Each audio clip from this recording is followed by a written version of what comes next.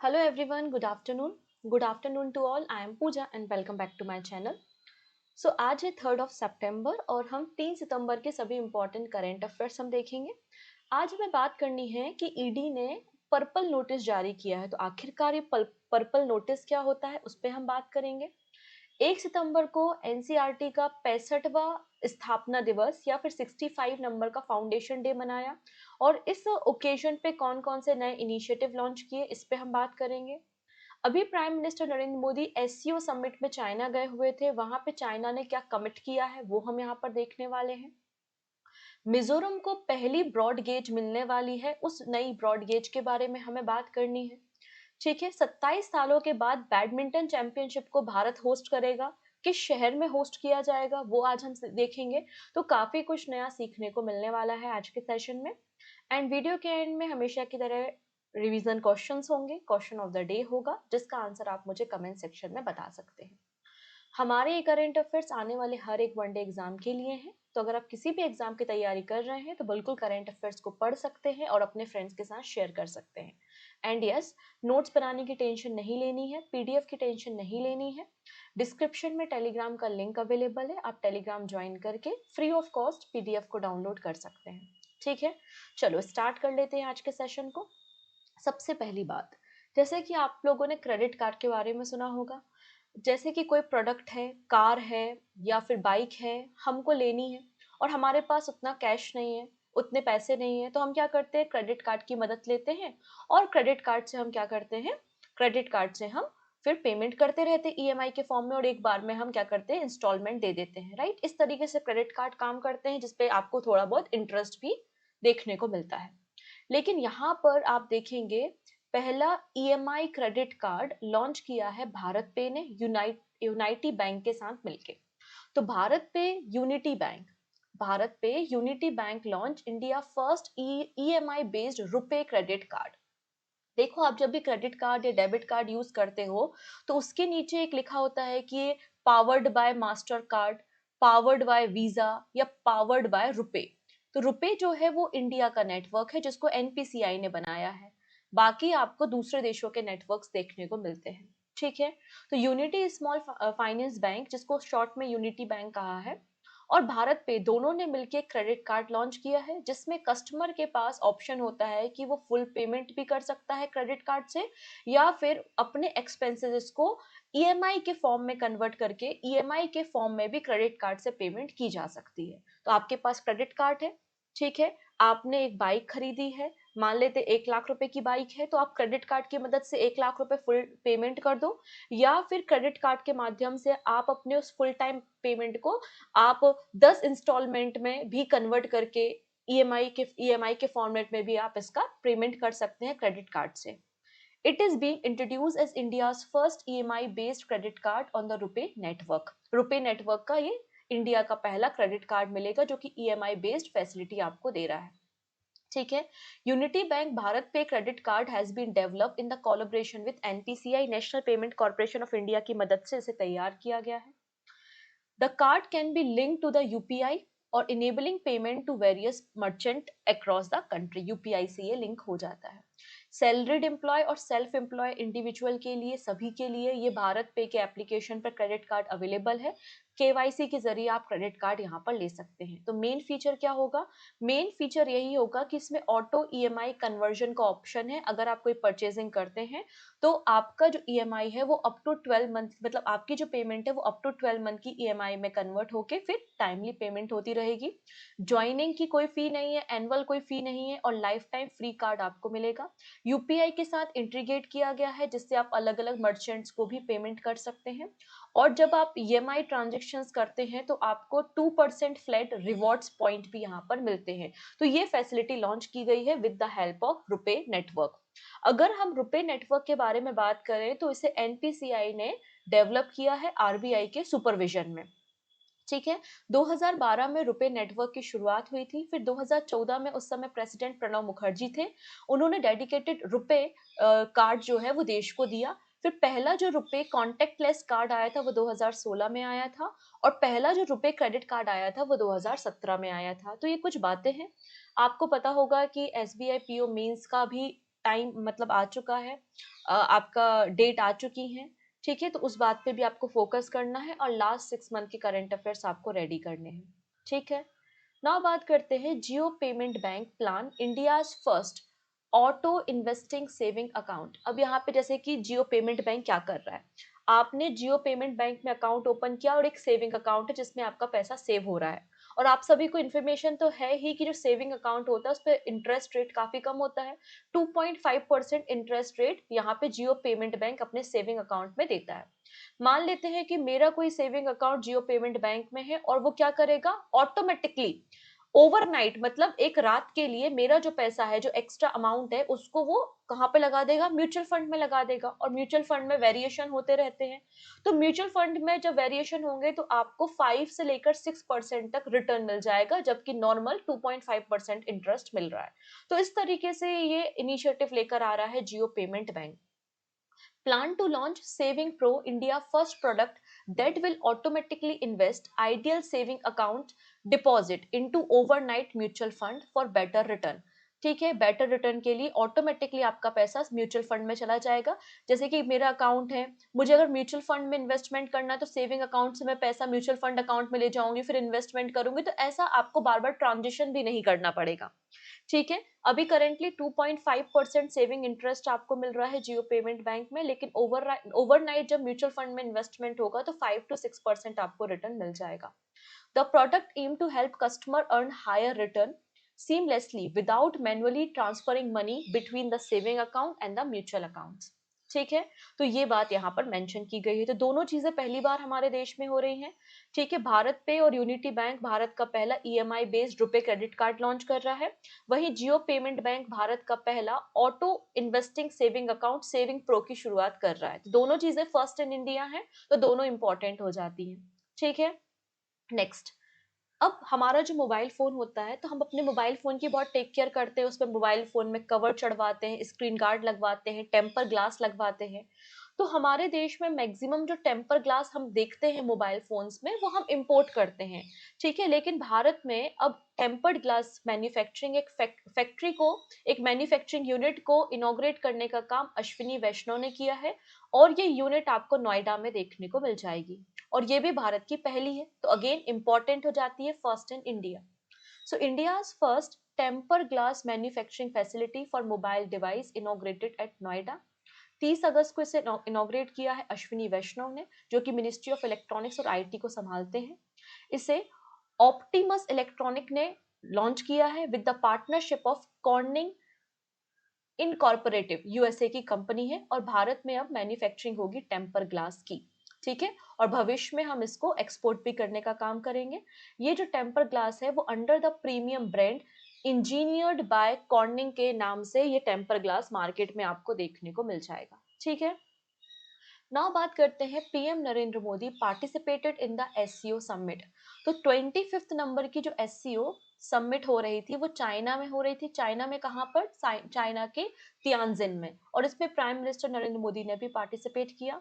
5वीं बार China SCO के summit को होस्ट कर रहा है, और इसे चेयर कर रहे थे चाइना के प्रेसिडेंट सी जिनपिंग, ठीक है। इसकी थीम क्या है, preserving the Shanghai spirit dynamic SCO, आपको यहाँ पर थीम देखने को मिल जाएगी। अगर हम एससीओ के बारे में बात करें तो एससीओ का फुल फॉर्म संघाई कॉपरेशन ऑर्गेनाइजेशन है। ये एक इंटर गवर्नमेंटल पॉलिटिकल ऑर्गेनाइजेशन है, 2001 में बना था, ठीक है। कहाँ पर बना था, संघाई चाइना में। इसकी पहली समिट 2001 में हुई थी। इनिशियल जो मेंबर थे वो Kazakhstan, China, Kyrgyzstan, Russia, Uzbekistan और तजाकिस्तान थे, लेकिन 2016 में इंडिया और पाकिस्तान ने इसको ज्वाइन किया। 2021 में ईरान ने भी एससीओ को ज्वाइन कर लिया था, ठीक है। अफगानिस्तान, मंगोलिया इसके ऑब्जर्वर कंट्री मिल जाएंगे, और बेलारूस भी एससीओ को ज्वाइन कर रहा है, राइट, ठीक है। इतनी चीजें, चलो नेक्स्ट बात करते हैं। 2023 में एससीओ की वर्चुअल समिट भारत ने होस्ट की थी। अब इस एससीओ समिट ने चाइना ने कुछ प्लेज लिए हैं, चाइना ने कुछ शपथ ली है, चाइना ने कुछ कमिटमेंट किए हैं कि वो जो एससीओ कंट्रीज हैं, जो एससीओ की पार्टनर कंट्रीज हैं, उनको $2 बिलियन तक का फाइनेंशियल सपोर्ट प्रोवाइड करेगी, एआई सपोर्ट प्रोवाइड करेगी। तो 2 billion grant and loan, 2 billion dollar grant and loan China ने कमिट किया है, ठीक है। यहाँ पे रेन मिनबी आपको करेंसी देखने को मिलेगी, तो RMB जो लिखा है वो रेन मिनबी के लिए लिखा हुआ है। तो 2 बिलियन रेनबिनबी यहाँ पे ग्रांट करेगा एससीओ मेंबर कंट्री को बाय द एंड ऑफ 2025, और 10 बिलियन तक रेनबिनबी यहाँ पे अलॉट किए गए हैं। एससीओ जो इंटर बैंक कंसोर्टियम है उनको यहाँ पे लोन प्रोवाइड किया जाएगा, ठीक है, जिससे इकोनॉमिक ग्रोथ होगी, इंफ्रास्ट्रक्चर डेवलपमेंट होगा एससीओ कंट्रीज में। फिर यहाँ पे स्कॉलरशिप एंड पीएचडी प्रोग्राम, जो भी एससीओ के मेंबर कंट्रीज है उसके जो स्टूडेंट है, अगर वो स्कॉलरशिप बेस्ड पीएचडी वगैरह ज्वाइन करना चाहते हैं, पीएचडी प्रोग्राम ज्वाइन करना चाहते हैं, तो उनकी नंबर ऑफ सीट्स भी यहाँ पे डबल कर दी है, और स्कॉलरशिप प्रोग्राम भी लॉन्च किया जाएगा 2026 से। फिर जैसे कि हमारे देश में स्किल डेवलपमेंट और वोकेशनल और टेक्निकल एजुकेशन के लिए इंस्टीट्यूट होते हैं, जैसे कि हमारे देश में आईटीआई है, आईटीआई आपकी स्किल डेवलपमेंट और वोकेशनल एजुकेशन के लिए इंस्टीट्यूट्स होते हैं ना, वैसे ही लुबान वर्कशॉप एंड एचआर ट्रेनिंग, तो नेक्स्ट 5 ईयर में चाइना इसे स्टैब्लिश करेगा, 10 वर्कशॉप स्टैब्लिश करेगा, जिसमें 10,000 लोगों की अपॉर्चुनिटी होगी कि वो वोकेशनल और टेक्निकल स्किल ट्रेनिंग यहाँ पर ले सके, जिससे स्किल डेवलपमेंट हो सके। ये अनाउंसमेंट भी यहाँ पर की गई है। तो ये चाइना के द्वारा किए गए कुछ अनाउंसमेंट है एससीओ की समिट में। याद रखना है ये 25 नंबर की समिट है जो कि एससीओ की चाइना होस्ट कर रहा है। चलिए फर्दर डिस्कशन हम करेंगे, लेकिन उसके पहले मैं बताना चाहती हूँ specially for banking aspirant, banking current affairs की अगस्त महीने की, जून महीने की, जुलाई महीने की, सभी महीने की जो करंट अफेयर्स की मैगजीन है प्रिंटेबल फॉर्मेट में 1 ईयर की वैलिडिटी के साथ अवेलेबल है पूजा जैन क्लासेस एप्लीकेशन में। आप इसे डाउनलोड कर सकते हैं और अपने नोट्स बना सकते हैं, ठीक है। जिन लोगों को प्रॉब्लम होती है कि बार बार यार मैगजीन हर महीने दो दो तीन तीन मैगजीन खरीदनी पड़ती है और पूरा एक साल का डेटा एक साथ मिल जाए, पिछले साल का डेटा भी मिल जाए, एसएससी को तो 1.5 साल 2 साल के करंट अफेयर्स की रिक्वायरमेंट होती है, तो उनके लिए पीडीएफ बंडल कोर्स भी है, तो आप एक बार उसे विजिट कर सकते हैं, एप्लीकेशन पे अवेलेबल है। इसके अलावा आपकी तैयारी को और स्ट्रॉन्ग करने के लिए टेस्ट सीरीज भी अवेलेबल है, polity, history, geography, economy, computer और स्टैटिक की, आप इन्हें भी ज्वाइन कर सकते हैं। ये सभी प्रोडक्ट पूजा जैन क्लासेस एप्लीकेशन में अवेलेबल है, ठीक है। और टेलीग्राम की लिंक डिस्क्रिप्शन में है, जहां से आपको टेलीग्राम से पीडीएफ मिल जाएगी डेली करंट अफेयर्स की। नाउ बात करते हैं मिजोरम के बारे में, और मिजोरम में पहली बार ब्रॉड गेज की शुरुआत हो रही है, ठीक है। यहाँ पे तो यहाँ पर आपको मिजोरम में 2 लोकेशन देखने को मिल रही हैं, एक है बैराबी और दूसरा का नाम है सायरंग, ठीक है। तो बैराबी से सायरंग ये कनेक्ट करेगा मिजोरम में, और कनेक्टिविटी को इम्प्रूव किया जाएगा, और प्राइम मिनिस्टर नरेंद्र मोदी बहुत जल्दी इसे इनॉग्रेट करने वाले हैं। तो Mizoram will soon be connected to the national railway network when Prime Minister inaugurated the 51.38 kilometre Bairabi Sairang broad gauge line. लगभग 5,000 करोड़ रुपए की कंस्ट्रक्शन कॉस्ट के साथ इसे तैयार किया गया है। 51.38 किलोमीटर की ये ब्रॉड गेज लाइन मिल जाएगी, जो बैरावी से सायरंग को कनेक्ट करती है, आसाम और मिजोरम की बॉर्डर पर है। सैंक्शन प्रोजेक्ट 2000 में हुआ था, फिर 2008-9 से कंस्ट्रक्शन स्टार्ट हुआ था, और फाइनली अब इसको इनॉग्रेट करने का समय आ चुका है, और मिजोरम राज्य एक और नॉर्थ ईस्टर्न स्टेट बन जाएगा जो कि ब्रॉड गेज के साथ कनेक्टिविटी होगी, जिसकी इंडिया के नेशनल नेटवर्क के साथ कनेक्टिविटी होगी। नेक्स्ट बात करते हैं India to launch first multi lane free flow tolling system. अब देखो आप लोग जब टोल जाते हो, जब आप लोग हाईवे पे जाते हो तो टोल प्लाजा होते हैं, टोल प्लाजा पे आपको थोड़ा सा रुकना पड़ता है, फिर बारकोड आपका जो फास्टैग है वो आपका क्या होता है, स्कैन होता है, फिर गेट ओपन हो जाता है और आप निकल जाते हो। ऐसा ही होता है, अभी सबने ये फील तो किया होगा, जब आप टोल प्लाजा पे जाते हो तो क्या होता है, एक गेट लगा होता है, वहां पे आपकी गाड़ी रुकती है, आपका जो बार कोड है, जो फास्टैग का कोड है, वो स्कैन होता है, पैसा डिडक्ट होता है, गेट ओपन होता है और आप निकल जाते हो। मतलब कुछ ना कुछ कहो, कुछ समय के लिए, कुछ सेकंड के लिए ये सही, आपको टोल पे रुकना पड़ता है, उतनी ही देर में ट्रैफिक लग जाता है, उतनी ही देर में लंबी लंबी लाइन लग जाती है। लेकिन यहाँ पर multi lane free flow tolling system की शुरुआत हो रही है। इसमें क्या किया जाएगा, आरएफआईडी रीडर्स होंगे, ठीक है, और व्हीकल रजिस्ट्रेशन नंबर को आरएफआईडी जो ट्रैकर्स है या आरएफआईडी रीडर्स है उन्हें रीड कर लेंगे, फास्टैग को रीड कर लेंगे और ऑटोमेटिकली पेमेंट को डिडक्ट हो जाएगा। मतलब आपको यहाँ पे रुकना नहीं पड़ेगा, आपको यहाँ पे टोल प्लाजा पे रुकना नहीं पड़ेगा, जिससे हम ट्रैफिक को भी मैनेज कर पाएंगे, ठीक है। कहाँ पे शुरू हो रहा है पहला सिस्टम, NH48 गुजरात में स्टार्ट किया जा रहा है, ठीक है। कहाँ पे, 84 प्लाजा में। तो recently Indian highway management company limited ने ठीक है, national highway authority of India के साथ एक एग्रीमेंट साइन किया है और आईसीआईसीआई बैंक के साथ भी एक एग्रीमेंट साइन किया है और कंट्री का पहला multi lane free flow tolling system की शुरुआत 84 फी प्लाजा गुजरात में NH 48 में हो रही है और ये कंट्री का पहला बैरियर फ्री टोल प्लाजा आपको देखने को मिलेगा और इसके लिए आईसीआईसीआई बैंक के साथ एग्रीमेंट साइन किया गया है और बहुत जल्दी हरियाणा के NH 44 में भी इसकी शुरुआत की जाएगी।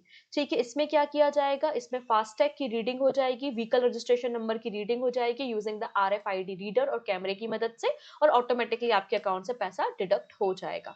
ठीक है, नेक्स्ट बात करते हैं NCERT launch Bal Vatika TV and Diksha 2.0 on 65th foundation day. तो 1 सितंबर को एनसीईआरटी का फॉर्मेशन किया गया था। ठीक है, एनसीईआरटी का फॉर्मेशन 1961 में हुआ था और 1 सितंबर को फॉर्मेशन हुआ था और इस पर 65th नंबर का फाउंडेशन डे आपको देखने को मिल जाएगा। एनसीईआरटी का मतलब national council for education, national council of educational research and training आपको मिल जाएगा। अब इस ओकेशन पे बाल बाटिका की शुरुआत हुई है। बाल बाटिका एक आपको डीटीएच चैनल देखने को मिल जाएगा जिसमें एज 3 से लेकर एज 6 तक के बच्चे जो होते हैं, मतलब छोटे बच्चे 3 साल से 6 साल तक के बच्चे हैं, उनके लिए एक डेडिकेटेड डीटीएच चैनल होगा जिसमें इंटरेक्टिव ऑडियो विजुअल आपका कंटेंट होगा। अलग अलग स्टोरी के माध्यम से बच्चों को नई नई चीजें सिखाई जाएंगी, नंबर सिस्टम सिखाया जाएगा और इससे आंगनवाड़ी के जो टीचर्स हैं उनको भी मदद मिलेगी किस तरीके से इंटरेक्टिव क्लास लेनी है और बच्चों को इंगेज करना है और ये पार्ट है under the new education policy 2020। फिर दीक्षा 2.0 अपग्रेडेड डिजिटल लर्निंग प्लेटफॉर्म है जो कि मल्टी लैंग्वेज कंटेंट को क्लास 12 तक के बच्चे, मतलब अलग अलग 12 भाषाओं को, इंडियन लैंग्वेजेस को ये सपोर्ट करते हैं। मल्टी लैंग्वेज कंटेंट आपको यहाँ पर मिलेगा जिससे बच्चों को नोट्स बनाने में, पढ़ाई करने में मदद मिले। AI पावर्ड फीचर होगा। ठीक है, एजुकेशनल टूल और रिसोर्सेज आपको दीक्षा 2.0 पे मिलेंगे। नेक्स्ट आता है आपका प्रशस्त्र। अब यहाँ पे प्रशस्त्र जो है वो आपका जो फिजिकली डिसेबल है, बच्चे दिव्यांग जन है, उनके लिए ये आपका डिसेबिलिटी प्लेटफॉर्म आपको देखने को मिलेगा। इसमें बच्चों की स्क्रीनिंग की जाएगी और स्क्रीनिंग टूल के साथ साथ यहाँ पे आइडेंटिफाई किया जाएगा कौन सा बच्चा डिसेबल है और अपार ID के साथ और स्वावलंबन कार्ड के साथ इन्हें कनेक्ट किया जाएगा और दिव्यांग लर्नर टूल आपको प्रशस्त देखने को मिल जाएगा। इसके अलावा NCERT introduce virtual reality lab. ठीक है, वर्चुअल रियलिटी लैब जिसको VR कहा जाता है, इसको भी इंट्रोड्यूस कर रहा है एनसीईआरटी और VM ई विद्या मोबाइल एप्लीकेशन की शुरुआत की जा रही है जिसमें मल्टी फॉर्मेट में डिजिटल कंटेंट होगा। हिंदी, संस्कृत, कोया, अलग अलग भाषाओं में आपको यहाँ पे डिजिटल कंटेंट प्रोवाइड किया जाएगा। नेक्स्ट बात करते हैं ईडी के बारे में। ईडी का मतलब होता है enforcement directorate issued it's first purple notice through the Interpol. ठीक है, तो पहली बार ये एक अचीवमेंट है आपका ईडी का कि इन्होंने पहली बार इंटरपोल के गाइडेंस में, इंटरपोल के थ्रू पर्पल नोटिस इशू किया है in a complex case of trade based money laundering. अब देखो पर्पल नोटिस में क्या बताया जाता है कि कौन कौन सी मेथड्स हैं, कौन कौन सी नई टेक्नोलॉजीज हैं, कौन कौन से खुफिया रास्ते हैं जिसकी मदद से मनी लॉन्ड्रिंग की जा रही है। तो इंटरपोल की मदद से इस पर्पल नोटिस को इशू किसने किया है, ईडी ने किया है और ये भारत का पहला पर्पल नोटिस आपको मिल जाएगा जिससे हम जो भी इंटरपोल की अदर कंट्रीज हैं उनको भी अवेयरनेस दिला रहे हैं कि देखो ये माध्यम है, इन माध्यम से, इन टेक्नोलॉजी की मदद से मनी लॉन्ड्रिंग हो रही है तो आपको टेक केयर करने की, निगरानी रखने की जरूरत है। तो हमने बेसिकली अवेयरनेस फैलाने का काम किया है, एक तरीके से एक नोटिस जारी करने का काम हमने किया है। इसके पहले गवर्नमेंट ने सिल्वर नोटिस भी इशू किया था। It is one of the 8 type of alert issued by the Interpol specially design to provide information about the method, object, device, मतलब कौन कौन सी टेक्निक्स क्रिमिनल इस्तेमाल कर रहे हैं उसके बारे में इंफॉर्मेशन देने के लिए नोटिस इशू किए जाते हैं। The issuance of purple notice not only strength international awareness about the trade-based money laundering, but also highlight India leading role in shaping coordinating global response to the money laundering। इसके अलावा red, yellow, blue, black, green, orange, silver अलग अलग प्रकार के notice भी आपको देखने को मिलते हैं। ईडी का फॉर्मेशन 1956 में किया गया था। फॉरेन एक्सचेंज रेगुलेशन एक्ट के अंदर इसका फॉर्मेशन हुआ है, नई दिल्ली में इसका हेडक्वार्टर है। वहीं इंटरपोल का मतलब इंटरनेशनल क्रिमिनल पुलिस ऑर्गेनाइजेशन होता है, वर्ल्ड की लार्जेस्ट इंटरनेशनल पुलिस ऑर्गेनाइजेशन है, 1923 में बनी थी, फ्रांस में इसका हेडक्वार्टर आपको मिल जाएगा एंड 196 मेंबर नेशंस इसके मेंबर हैं। ठीक है, नेक्स्ट है इंडियन आर्मी डिपार्ट फॉर युद्ध अभ्यास 2025। तो युद्ध अभ्यास एक्सरसाइज इंडिया और अमेरिका के बीच में होने वाली एक ज्वाइंट मिलिट्री एक्सरसाइज है। युद्ध अभ्यास 2025 जो है वो 21st एडिशन है, अलास्का में हो रही है 1 सितंबर से लेकर 14 सितंबर के बीच में। और इंडियन आर्मी अलास्का पहुंच चुकी है इसे ज्वाइन करने के लिए। इंडियन आर्मी की तरफ से मद्रास रेजिमेंट यहाँ पे पार्टिसिपेट कर रहा है। ठीक है, चलिए अब कुछ एमसीक्यू देख लेते हैं। As per the latest data 14,329, 14,000 से ज्यादा ई बसेस भारत में रिसेंटली ऑपरेट हो रही हैं। इन 14,000 बसेस में से highest number of electric buses कहां पर ऑपरेट हो रही हैं? तो highest number of electric buses आपको कहां पर देखने को मिल जाएंगी? दिल्ली में देखने को मिल जाएंगी। दिल्ली के बाद महाराष्ट्र, कर्नाटका, यूपी आपको देखने को मिलेंगे। टीसीए कल्याणी इन्हें recently controller general of account बनाया गया है डिपार्टमेंट ऑफ एक्सपेंडिचर के द्वारा। पूछा जा रहा है ये हमारे देश की किस नंबर की कंट्रोलर जनरल ऑफ अकाउंट है? तो ये 29 नंबर की आपको सीजेए देखने को मिल जाएंगी। Option number D. Which type of Interpol notice was issued by India's enforcement directorate for the first time in a trade-based money laundering case? तो आंसर हो जाएगा पर्पल नोटिस, अभी थोड़ी देर पहले डिस्कशन हुआ था। 25th नंबर की एससीओ के समिट चाइना में हो रही है, इसकी थीम क्या है? तो preserving the Sangai spirit, dynamic SCO आपको थीम देखने को मिल जाएगी। Which city will host the Badminton World Cup in August 2026, returning to India after 17 years? तो 17 सालों के बाद बैडमिंटन वर्ल्ड चैंपियनशिप भारत में हो रही है अगस्त 2026 में, और इसे होस्ट किया जाएगा नई दिल्ली में। ठीक है, लास्ट टाइम हैदराबाद में 2009 में बैडमिंटन वर्ल्ड चैंपियनशिप को हमने होस्ट किया था। इनफैक्ट 4 सालों के बाद एशिया कॉन्टिनेंट में ये चैंपियनशिप आई है। लास्ट टाइम चाइना में 2018 में इसको होस्ट किया गया था। भारत का इतिहास काफी अच्छा रहा है बैडमिंटन वर्ल्ड चैंपियनशिप में, जिसमें आपको पीवी सिंधु, सात्विक साईराज, चिराग शेट्टी, एचएस प्रणॉय, प्रकाश पादुकोण, अश्विनी पोनप्पा, इन सबके मेडल्स देखने को मिलते हैं। ठीक है, चलो फर्दर डिस्कशन हम करेंगे, लेकिन उसके पहले हम यहाँ पर देख लेते हैं कि हमने लास्ट क्लास में क्या सीखा था। मतलब लास्ट क्लास पर बेस्ड हम वन लाइनर्स देखेंगे और फिर क्वेश्चन ऑफ द डे देखेंगे। ठीक है, चलो। तो यहाँ पे रेमन मैग्सेसे अवार्ड, जो कि एशिया को नोबेल प्राइज माना जाता है, इंडिया के पहले ऑर्गेनाइजेशन को मिला है जिसका नाम है एडुकेट गर्ल्स। टीसीए कल्याणी को 29 नंबर का कंट्रोलर जनरल ऑफ अकाउंट बनाया गया है। सात्विक साईराज और चिराग शेट्टी वर्ल्ड चैंपियनशिप में सेमीफाइनल में पहुंच चुके हैं। एनटीपीसी के सीएमडी गुरदीप सिंह मिलेंगे, इनके टेन्योर को 1 साल के लिए बढ़ा दिया गया है। ग्लोबल पीस इंडेक्स पब्लिश किया गया है जिसमें भारत 115वें स्थान पर और आइसलैंड टॉप पर है। 25th Commonwealth senior weightlifting championship Ahmedabad में हुई थी। भारत मेडल टैली पे टॉप पर है, 13 मेडल भारत को मिले हैं जिसमें से 3 गोल्ड मेडल है। एनएआरआई रिपोर्ट 2025 को रिलीज किया गया है जिसमें कहा गया है कि महिलाओं के खिलाफ जो अत्याचार या महिलाओं के खिलाफ जो हरासमेंट होता है 40% अर्बन एरिया में है, और सबसे जो सेफ सिटी है वो कोहिमा, विशाखापट्टनम, भुवनेश्वर आपको देखने को मिल जाएंगी। फिर यहाँ पे वैदिक क्लॉक एप्लीकेशन लॉन्च किया गया है मध्य प्रदेश में, और भारत की पहली जो वैदिक क्लॉक है जिसका नाम विक्रमादित्य वैदिक क्लॉक है वो आपको एमपी के उज्जैन में देखने को मिल जाएगी। इंडिया का पहला AI power tribal language translator आपको देखने को मिलेगा जिसका नाम है आदिवानी। इसको मिनिस्ट्री ऑफ ट्राइबल अफेयर्स ने लॉन्च किया है। फिर Australia Nauru deportation deal sign हुई है। नौरू एक आइलैंड है पैसिफिक ओशन में जहां पर जो नॉन वीजा होल्डर्स हैं ऑस्ट्रेलिया के, उनको वहां पे डिपोर्ट किया जा रहा है। ठीक है, एमएम गुप्ता को पीटीआई का चेयरमैन बनाया गया है। और इंडिया ने पहली बार अपनी पिकल बॉल नेशनल टीम है उसको पिकल बॉल वर्ल्ड कप में भेज रही है फ्लोरिडा अमेरिका में। And this is your question of the day. ठीक है, कौशल्या डैम जो रिसेंटली न्यूज में है, फ्लड कंट्रोल करने के लिए घग्गर रिवर बेसिन में से तैयार किया गया है। पूछा जा रहा है किस स्टेट में है? पंजाब, हिमाचल, राजस्थान, हरियाणा। आप अभी देख रहे होंगे कि पंजाब हरियाणा में मैसिव फ्लड आया हुआ है बहुत ज्यादा। 40 सालों में अभी तक की सबसे भयंकर जो फ्लड है, बाढ़ है, वो पंजाब हरियाणा में देखने को मिल रही है। इसके अलावा आपने देखा कि अफगानिस्तान में अर्थक्वेक आया है, 800 से ज्यादा लोग यहाँ पे मारे गए हैं। इसके अलावा आपने ये भी देखा है कि गवर्नमेंट ऑफ इंडिया ने नोटिस जारी किया गया है कि जो वैष्णो देवी वैली है उसको खाली कर दिया जाए। मतलब जितने भी टूरिस्ट हैं उनको होटल खाली करने का आदेश दिया है, क्योंकि वहां पे भी आपको कुछ लैंडस्लाइड की समस्या देखने को मिली थी। तो ये सभी नेचुरल डिजास्टर्स अभी हमारी कंट्रीज में और आसपास के देशों में चल रहे हैं, इन पे भी आप नजर बनाए रखिएगा। ठीक है, तो इस प्रश्न का आंसर आप मुझे कमेंट सेक्शन में देंगे, बाकी सारी बातें आने वाले वीडियो में हम डिस्कस करेंगे। Thank you so much, take care and bye bye.